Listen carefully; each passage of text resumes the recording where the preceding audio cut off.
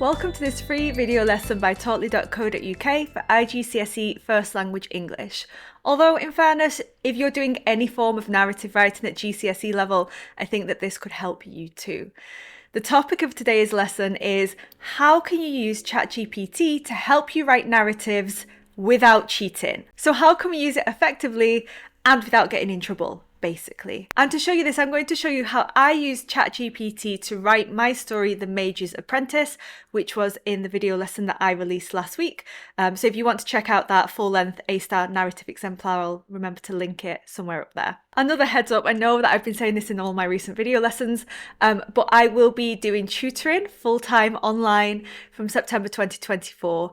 So if you are interested in having one-to-one online tutoring with me or small group classes, maybe you want to find a group of your friends, then the tutoring waitlist is linked down below in the description. Do sign up ASAP because I've had lots and lots of interest. Really excited to get started. And I am experienced in teaching IGCSE First Language English, IGCSE English Literature, and IB English as well. So maybe you're doing your exams right now and you think, oh, 1 year too late, but don't worry, because if you're doing IB English next year, I can also help you with that. Gather together a little group of friends and let's have a class together. I'll give you lots and lots of feedback on your essays and help you guys to improve. Firstly then, one way that you can use ChatGPT without cheating is to generate ideas. Get ideas for writing. This does of course come with some disclaimers. So you can use ChatGPT to create story ideas for you, but in my experience, when I've used it for these reasons, the story suggestions are often really complex. They are probably more suited for something like a book or a film. They're not really something that you could write and write well in 800 words. So just be wary of that.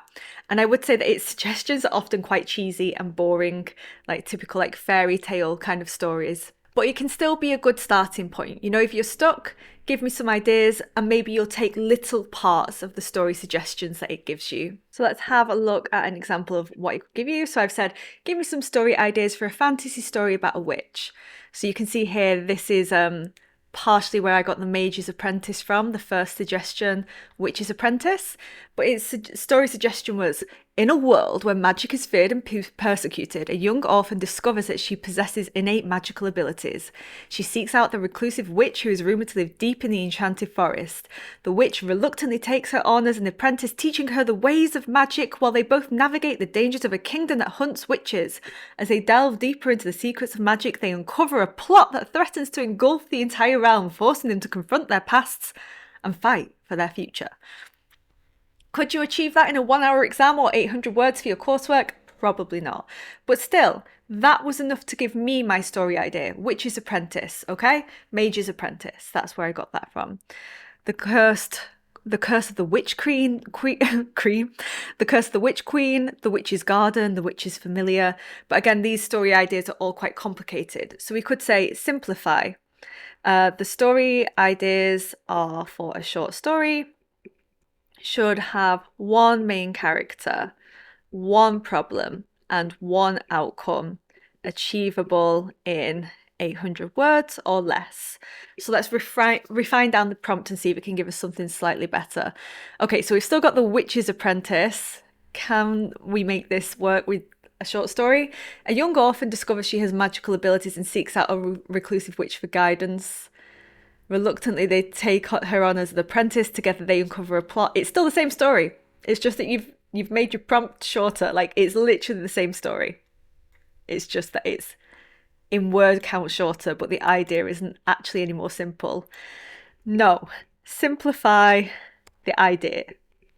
Let's see if this will work.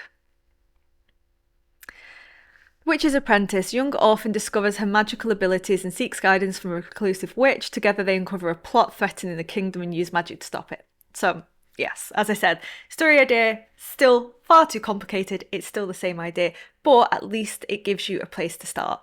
Now, after I got my story idea, actually I got my story idea when I was planning a narrative writing unit, which I will be selling to teachers. So if you're a teacher and you're interested, once that's ready, I'll put the link in the description for my narrative writing unit. I'm going to do a version for both coursework and for exam, just by the way. But anyway, as I was planning that unit, The Mage's Apprentice idea came to me, partially by ChatGPT and also partially by some of the images that I was putting in my PowerPoint. And then I started to think, okay, so what sort of tone or atmosphere am I going for? Now, this isn't ChatGPT, but it is something that I find really, really useful just for getting those ideas. So I created a mood board. My mood board looks like this. And hang on, let me make myself disappear. It looks like this and this. So these are some images that I found to help me think about the atmosphere and tone and just get some ideas of things that I could include within my story. This image of the mother and daughter and this image of a sisterhood really, really influenced me in terms of my story. If you've read it, then you'll know why. And also the outfits here. This is what I picture the mage looking like in my head, very much so. I do recommend that if you want to create a mood board, go beyond Google and Bing Images. Those images tend to be quite boring. If you try these two professional photography websites, then they give you much more interesting and higher quality photographs. I often use them for inspirations. Like all of my descriptions that I've written for this YouTube channel, the cherry blossoms especially, was really influenced by the photography that I found on these websites. This is what the website looks like. All of these images are in the public domain, which means you are free to use them without needing to credit them, but of course it's nice to credit them. So yeah, you can use a website like this to help you get inspired and to create a mood board, really thinking about what atmosphere you want to create.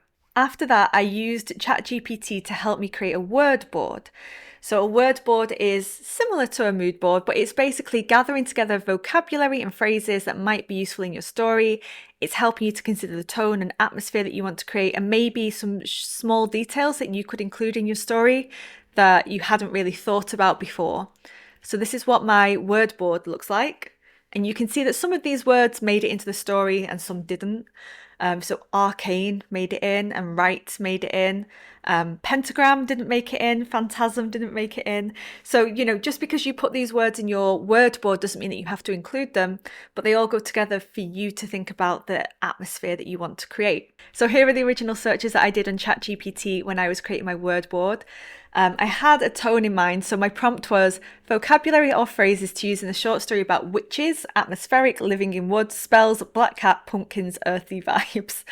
And then it started off by giving me like phrases, which I didn't want because this phrase, if you just use that in your story, that would be cheating, right? I wanted individual words because individual words aren't cheating.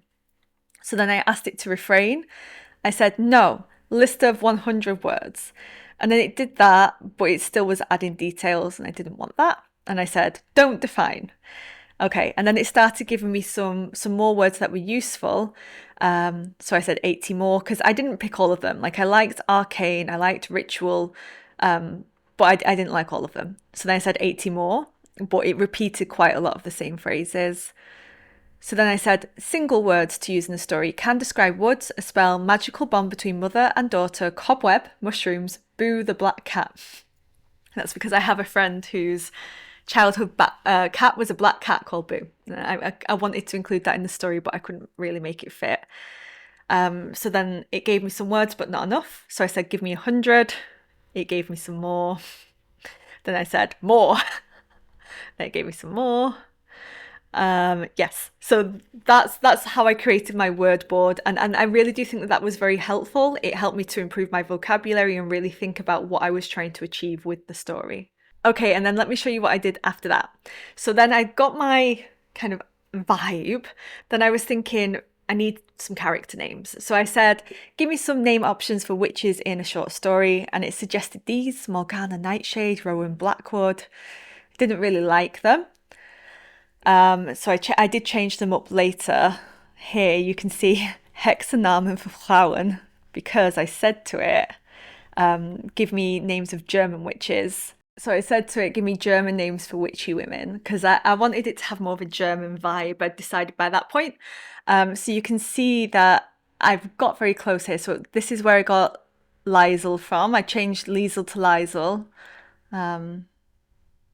And Hilda is here, but I spelled it different. It gave me a different name, like Hildeberg, which I shortened to Hilda. And then I also wanted a name for the woods. So I said names for witchy German woods and Geisterholz, ghost wood. So that's the one that I went for because if you've read the story, then you know that it kind of relates to ghosts. Then as I was writing, I had Liesl casting a spell and I wasn't really sure, what to make her say. So I said words that a witch might think when she's trying to perform a difficult spell. And so the one that I went for, I kind of mixed all of these together. One thing that you don't want to do is to just copy and paste a long phrase. Like more than 2 words, you're getting yourself into dodgy territory. So in the end, I think I went with Spirits of the Arcane. So you can say I've got spirits here and mysteries of the arcane. So I kind of combined them. Then something else that I find ChatGPT kind of useful for is if you're writing similes or metaphors, you need to say the wood is like a. And sometimes I find it difficult to think of what I'm going to compare it to and coming up with good metaphors. So you can ask it, I want to compare the sun. What could I compare it to? So I wrote, I want to write a metaphor to compare the woods to something. What could I compare it to? The ChatGPT often comes out with the same stuff again and again. That's how I know that my students are cheating, because I'm like, oh, it's a tapestry, is it? Like ChatGPT loves to compare everything to a tapestry. So it suggested the woods could be a labyrinth, tapestry, symphony always comes up, sanctuary. In the end, I didn't go for any of these. I didn't like them, but that's something you could use it for. You can also use ChatGPT for synonyms. This is probably the most common thing that I use it for. So at the start of the story, I think it said Liesl like huffed or something like that in frustration. Originally it was grunt. I didn't like grunt. I didn't think it was the right word. So I said other words for grunt, and it suggested groan, grumble, moan, snort, huff, snarl. So I went with huff. And then I wasn't very satisfied with Hildeberg's name. So I was asking female German names with one syllable. Didn't like any of those. And then I said, could be a witch's name. Didn't like any of those. Then I thought, okay, well, let's go with 3 syllables. And then this is where I got Hildegard, which I eventually shortened to Hilda after I asked for a friend to give me feedback, and they told me that Hildegard sounded kind of dumb and distracting. I needed to describe Hildegard, so I wanted ChatGPT to suggest me like some kind of outfits that she might be wearing. So they suggested cloak, dress, accessories, headwear, footwear.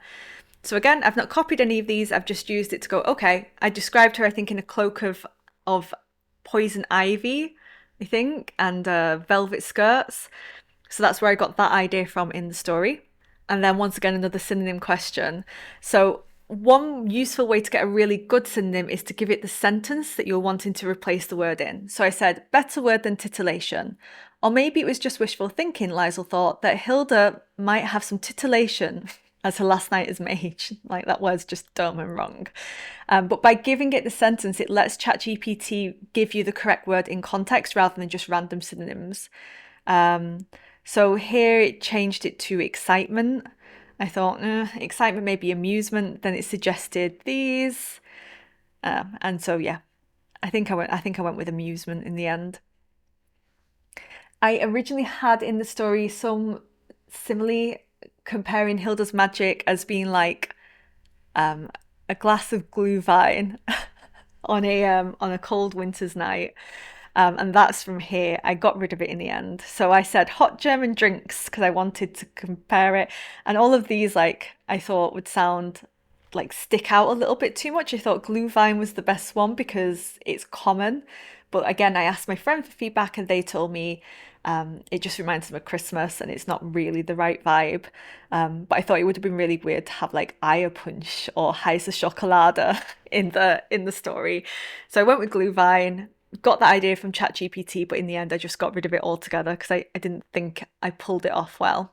Something else, so as I got halfway through the story, I knew where I wanted to take it, but I was finding it a little bit difficult to write. So I said, what might happen next? And then I copied in the story. It was half done at this point. So here, Hildegard did not respond, but her spell brushed up against Liesl's awareness, a glass of glühwein on a bitter winter's day. The glühwein is where I got stuck. So I asked it to suggest me what might happen next. Now, obviously, if I just went, thank you, and copied and pasted that into my story, that's cheating. But I just wanted to like get some ideas of where ChatGPT would take it. I didn't like it. At the end of the story, when Liesel calls Hilda mother, I originally thought maybe I could put in like the German word. Like in my other story that I wrote, I called the French dad. Yes, I love a European story. I called the French dad Papa. So I wanted to see if there was something similar. I considered Mama and then Mutter. I also know I do know Mutti as well, but I thought that those probably, unless you spoke a little bit of German, would just sound a bit weird, and the reader probably wouldn't know what I was going for. So I got rid of those. Once again, as I was proofreading through my story, I noticed that I used the word frustration like 3 times. So then I realized that I need to get rid of that. And I got some synonyms for frustration. I had already included the oak tree, but then it occurred to me that maybe the oak tree wasn't the best tree. So I asked it, old trees common in German forests. And happily, the first suggestion was an oak tree. And ChatGPT told me oak trees are iconic symbols of strength and endurance. So I was like, okay, I'll stick with an oak tree then. So it worked out. But I just thought I would double check if I could have included something a little bit more powerful for my oak tree. Then this part here I was doing while I was proofreading. One common mistake that I know that I always do, I do tend to repeat words. Like I'll publish something on my blog and then I'll look at it and I go, oh, I've used the same word 3 times in like 3 sentences right after each other. Like I know that that's a mistake that I always do. So when I was paraphrasing, that's one thing that I did. I also got the story and put it into one of those word cloud apps where it tells you how many times you use each word, just to make sure I wasn't reusing words too often. So I said, paraphrase this in 5 different ways, because I didn't really like my starting sentence, which was, the moon stared down in dismay as Liesel sighed with vexation. I didn't really like it.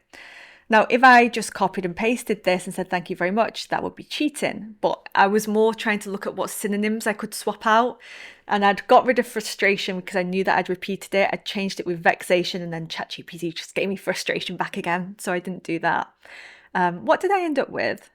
I ended up with the moon stared down in dismay as Liesel sighed. So I just got rid of the adjective altogether. I think that's more punchy anyways. Once again, more synonyms, and I gave it the sentence. So I wanted synonyms for sensed because I noticed that I said sensed quite a lot as well. I think I changed that to perceived. And jolt I was going to get rid of, but I kept jolt in the end. So yeah, these are just synonym requests, which are all perfectly fine. I mean, asking ChatGPT for a synonym is no different than looking in a thesaurus because you're just changing out one single word. But I think that the real strength lies with ChatGPT giving you a synonym is that it can see the full sentence, so it can give you the best word for that context rather than lots and lots of different random words. Then after you've written your story, something that I really like to use ChatGPT for is to check how clear my story is and the messaging. So I said, summarize what happens in this story in bullet points. So I wanted to check that the explicit plot was clear. Like, does my story make sense? Can you follow the events that happened? So I copied and pasted in the story, said summarize, and then it gave me the bullet points, and I was like, yeah, that's exactly what happens. So I was happy with that. Then at the end, if you remember, I ended with Liesel saying, thank you, mother. And I wanted that to be kind of ambiguous. Like, was Hilda actually Liesel's real mother? So I asked it, who is Hildegard to Liesel? And it said, you know, she's the mage, they share a common bond, blah, blah, blah. But it didn't really mention anything about mother. So I said, is Hilda Liesel's mother? And it said, no, she's not her biological mother. It's in a metaphorical sense. So I was like, okay, fine. That's fine with me. Like, that's how ChatGPT interprets it.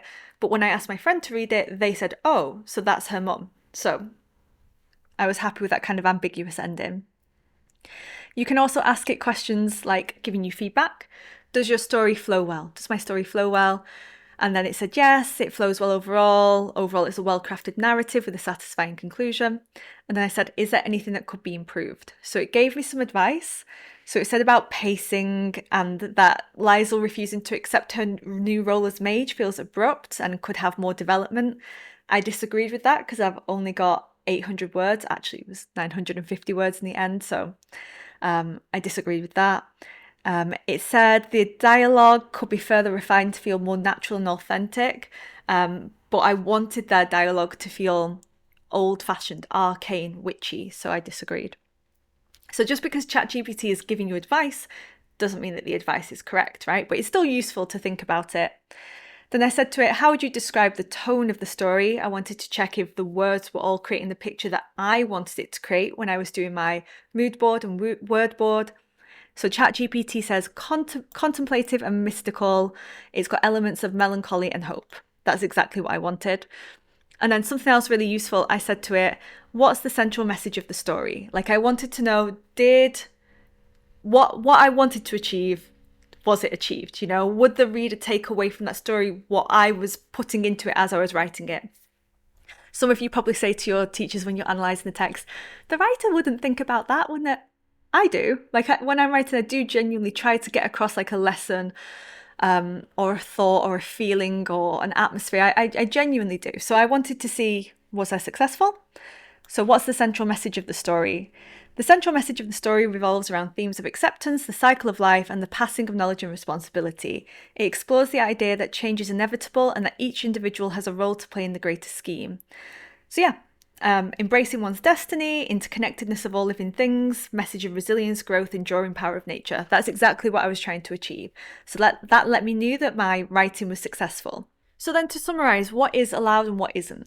Firstly, what's allowed? You can ask it to suggest a synonym, especially if you give it your sentence in context. You can ask it to create vocabulary lists for you, to suggest settings, character names, and even titles of your story. You can ask it to suggest details that you could describe, like, oh, I'm in the middle of a magical wood, what can I see? Then it might suggest to you, mushrooms and toadstools and cats and spider webs. And so that can give you some ideas of different details. You can ask ChatGPT to suggest comparisons for similes and metaphors, like I did. Again, I think that's where it's a little bit weak. Everything's a symphony to ChatGPT, everything's a tapestry. You can ask it to give you feedback on how you could improve your story. Take it with a pinch of salt. The feedback is usually develop this, add detail to this, and in a short story, you can't always do that. You can ask it to summarize what happens in your story so you can check that your plot makes sense, that it's cohesive. And finally, you can ask ChatGPT to analyze the central message of your story to make sure that the message that you were putting in is what a reader will get out. And what isn't allowed. Now, quite obviously, writing part or all of your story is not allowed. Even writing a sentence is not allowed. So basically, if you are using more than a 2-word phrase from something that you've copied from ChatGPT, at that point you are cheating. So 2 words is fine, synonyms are fine, ideas are fine, but it doing the writing for you is not fine. Obviously. I say obvious, but some of my year 11 still. Getting it to correct your grammar is not okay either, because that is it rewriting your work, right? So that's not okay either. You are allowed to use Grammarly though. Grammarly is fine, but asking ChatGPT, like, here's my story, correct it, and then you copying and pasting in the corrected story is not okay. Asking it to rewrite or improve your writing, like if you put in your story and said, make the story a little bit more magical or mysterious, and then it slightly changed your story for you, that would also be cheating. Equally, translating your writing for you. So if you wrote a story in Chinese or something and then copied that in and said translate it into English and give it a magical tone, that would be cheating. In summary, like anything that means that the words in your writing were not typed with your own fingers is cheating. So the maximum that you should be copying from ChatGPT should be 2 words, or maybe 3 if it's de of de, right? Or de with de, like a preposition. But anything past 3 words, at that point you are cheating. You will get picked up by AI plagiarism. You could fail your IGCSE, not just in English, but all of your GCSEs that you're doing with Cambridge for academic dishonesty. So be really, really, really careful. ChatGPT is a super powerful tool. It's really useful. As you can see, I've used it for my writing, but sometimes it's boring. Sometimes it's not correct. Sometimes the corrections that it makes are weird. And you could be at risk of cheating if you are copying more than a short phrase from it. If you like this video lesson and you want to see more like this, please do subscribe to my YouTube channel and like this video. You can find more free video lessons like this on my website, tautly.co.uk. There's exclusive videos on there that aren't on YouTube, as well as all of my PowerPoints, my worksheets, review quizzes, loads of stuff. And if you're a teacher, there's also free teaching resources on there. I've got stuff for IGCSE English Literature, First Language English IGCSE, and also IB English A. Don't forget that if you want to study with me one-to-one or in groups and get feedback, you want to write a story with me and I'll help you to improve it, then do sign up to my tutoring, which will start in September 2024. The link is in the description to join my waitlist. Don't wait, it's filling up fast. Thank you so much for joining me and I hope to see you in the next video. Bye.